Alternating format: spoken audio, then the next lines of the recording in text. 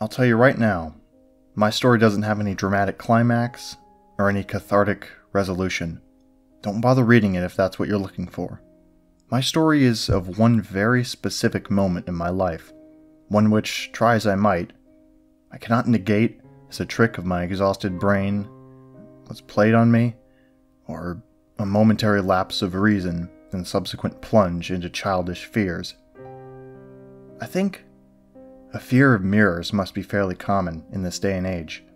I remember when I was young, I saw one of those compilation TV horror shows, the ones where there'd be a different short scary story between commercial breaks. In retrospect, it wasn't the scariest thing in the world, and if I saw it again today, I would probably invite friends over, and we would quash our collective fear by mocking the bad acting or ridiculous storyline.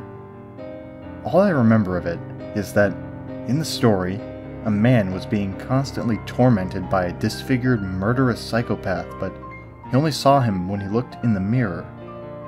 The whole story was a typical song and dance of the man catching his stalker in the mirror behind him, turning to face him, and finding nothing there.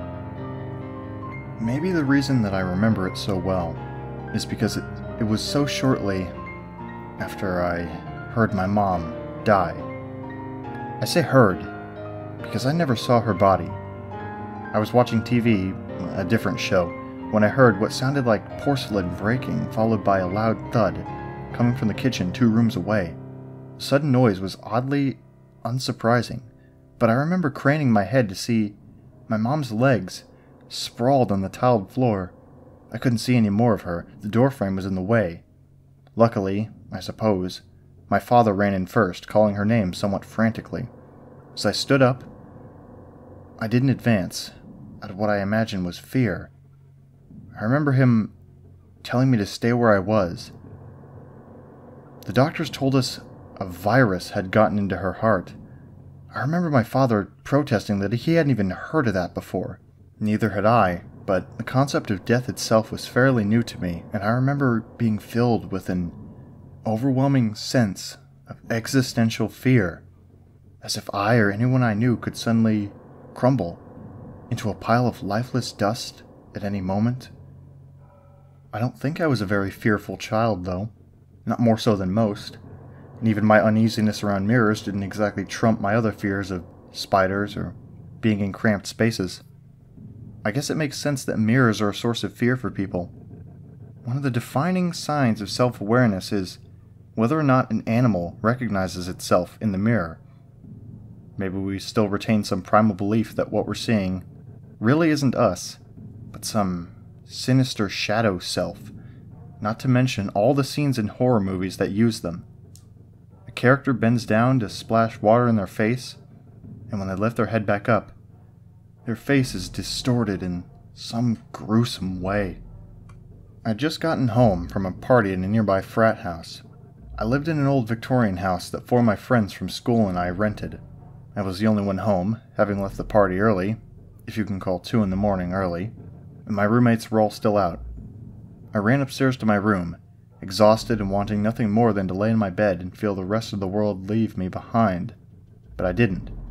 In rare form, I decided to take a few more steps down the hall to the old, poorly designed bathroom 2 of my roommates shared with me. It was lit by a single, fluorescent bulb, casting the black and white tile in a sickly, near green color. I ran a thin strip of toothpaste on my brush and gave my teeth a once-over before spitting the slightly brown spit and foam down the sink. When I looked up, I saw her, standing behind me in the bathtub with the curtain drawn wide open, my mother's mouth hung down as if screaming, but without any sound. I could tell it was my mother, but she was a grotesque shadow of how I remember her. Her eyes were either completely gone, or simply black in color. The sockets were vacuums within which nothing reflected. Her skin was so pale, it was almost blue, and her dark hair looked drenched in water, hugging her scalp tight, and falling in front of her shoulders in thin strips. Her mouth wasn't exactly screaming so much as hanging open, impossibly open, much further than a person's jaw can extend. She seemed to be wearing a thin white nightgown drenched like her hair and clinging to her emaciated body. Her stick legs looked like they were going to buckle under her weight, while her arms reached back against the walls. I must have only seen her for seconds before turning, screaming, and falling backwards, slamming hard against the tiled floor. The tub was empty. There had been no sound, and now as the echoes of my cry dissipated, I could only hear my heavy breathing. I don't know how long I lay on the floor of the bathroom, the fluorescent bulb dully buzzing as I became too frightened to even move. Eventually, I heard the downstairs door swing open as a parade of drunk college boys in their bluesies poured in for the night. They found me on the floor and thought it was hilarious that I was so drunk I'd almost passed out in the bathroom. I never saw her again. I never want to see her again. And every day, I wish I hadn't.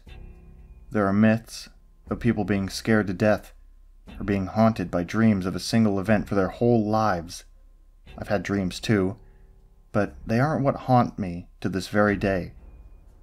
When someone you love dies, you tend to forget everything bad about them, and eventually your fond memories of them just coalesce into a fondness you share with everyone else that we know. But that's not how I feel about my mother. I was too young to have endless loving stories about her. Instead, all I can remember is her face that night in the mirror. My story doesn't end with me taking my own life, or anything dramatic like that. I have thought about it though. I tried putting a length of rope across my neck one day and squeezing just to see what it would feel like. But I would never go through with it. It isn't so much that I want to live. What bothers me the most is that I don't know for sure what happens when we die. Nobody knows. But what I saw that night in the mirror makes me think I do.